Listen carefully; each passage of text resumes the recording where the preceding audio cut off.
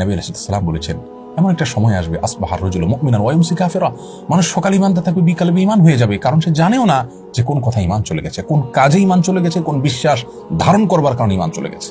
আমাদের ঈমান যদি ঠিক থাকে, আমল একটু কম থাকলেও ইনশাআল্লাহ আমরা চির জাহান্নামী হওয়ার থেকে অন্তত রক্ষা পাবো। যদি কোনো মুসলিম এমন হন যে তার ঈমান কখনো কোনো কারণে ভঙ্গ হয়ে গেছে, তিনি জানেনও না, আজীবন তিনি আমল করছেন, সালাত করছেন, সিয়াম করছেন, হজ করছেন, যাকাত দিচ্ছেন, ওমরা করছেন, দান সাদকা করছেন, তেলাওয়াত করছেন, তাসবিহ তাহলিল করছেন, জিকির করছেন, অথচ তার ঈমান নেই। তিনি অনেক কিছু রাখছেন তার ভাণ্ডতে, কিন্তু সেই ভাণ্ডের তলা নেই, সেটা ফাটা।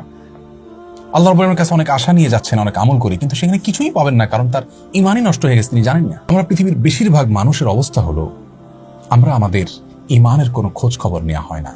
সেই ছেলেবেলায়, ছোটবেলায় মক্তবে আশহাদু আল্লা ইলাহা ইল্লাল্লাহ, আশহাদু আন্না মুহাম্মাদুর রাসূলুল্লাহ পাঠ করেছি, আমরা মনে করি যে মৃত্যু পর্যন্ত বোধহয় আর কখনো ঈমান যেতে পারে না, ঈমান বোধহয় নষ্ট হতে পারে না, ঈমান বোধহয় ভঙ্গ হতে পারে না। অথচ ইবাদত বন্দেগী যেরকম ভঙ্গ হয়, আবার জোড়া লাগানো যায়, নবায়ন করা যায়, ঠিক তেমনি ভাবে ঈমানও ভঙ্গ হয়ে যেতে পারে। ঈমান ভঙ্গের কারণসমূহ: 1 নম্বর শিরক করা, 2 নম্বর হলো আল্লাহ এবং বান্দার মধ্যে বা ওদের ক্ষেত্রে কোনো মধ্যস্থতাকারী সাব্যস্ত করা, আর 3 নম্বর হলো আল্লাহ রাব্বুল আলামিনের নির্দেশকে যারা লঙ্ঘন করে বা ঈমান আনে না, অমুসলিম, তাদেরকে অমুসলিম মনে না করা, তাদেরকেও সঠিক মনে করা।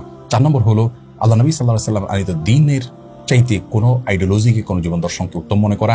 5 নম্বর হলো নবী সাল্লাল্লাহু আলাইহি ওয়াসাল্লামের আনিত কোনো দ্বীনকে, দ্বীনের কোনো বিষয়কে কেউ যদি অপছন্দ করে, তার ভালো না লাগা কাজ করে তথাকথিত, তাহলে সেটি ঈমান ভঙ্গের কারণ হবে। 6 নম্বর হলো দ্বীনের কোনো বিষয় যদি কেউ বিদ্রুপ করে, ব্যঙ্গ করে, ঠাট্টা করে সেটি। 7 নম্বর হলো যদি জাদু শিখে, চর্চা করে, প্রয়োগ করে সেটি। 8 নম্বর হলো মুসলিমদের বিরুদ্ধে যদি অমুসলিমদের সাথে গিয়ে ষড়যন্ত্র করে সেটি।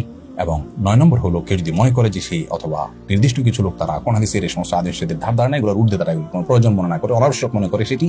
আর 10 নম্বর হলো দিন থেকে পরিপূর্ণরূপে তার কাজের মাধ্যমে বিমুখ হওয়া, সে কার্যতে কুফরি করছে, কোনো কিছুকেই দিনের ছিটেফোঁটা তার মধ্যে রাখছে না। এই সবগুলি ঈমান ভঙ্গের কারণ। বিখ্যাত সাহাবী হানজালা রাদিয়াল্লাহু তাআলা আনহু, তিনি একবার প্রিয় নবী সাল্লাল্লাহু আলাইহি ওয়াসাল্লামের দরবারের দিকে দৌড়াতে দৌড়াতে যাচ্ছিলেন আর বলছিলেন, নাফাকা হানজালা, হানজালা মুনাফিক হয়ে গেছে। তিনি মনে করছিলেন যে প্রিয় নবীর দরবারে থাকা অবস্থায়, তার মজলিসে বসা অবস্থায় তার যে ঈমানের অবস্থা থাকে, বাসা বাড়িতে গেলে, কর্মক্ষেত্রে গেলে আল্লাহকে সেভাবে স্মরণে থাকে না। তিনি ভাবছিলেন যে এর কারণে তার ঈমান চলে গেল কিনা।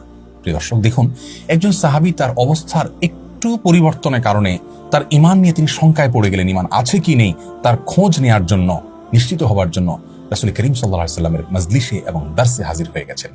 একজন মুমিনের কাছে সবচাইতে মূল্যবান এবং দামি সম্পদ হলো তার ঈমান।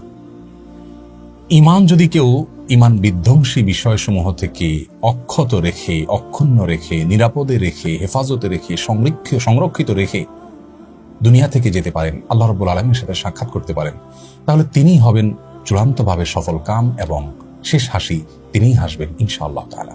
আর ইতিমধ্যে যদি কেউ এরকম কোনো কারণের মধ্যে পড়ে থাকি, এক্ষুনি তওবা করি, আল্লাহর কাছে লজ্জিত হয়ে মাপ চাইব, নতুন জীবন করবো ইনশাআল্লাহ।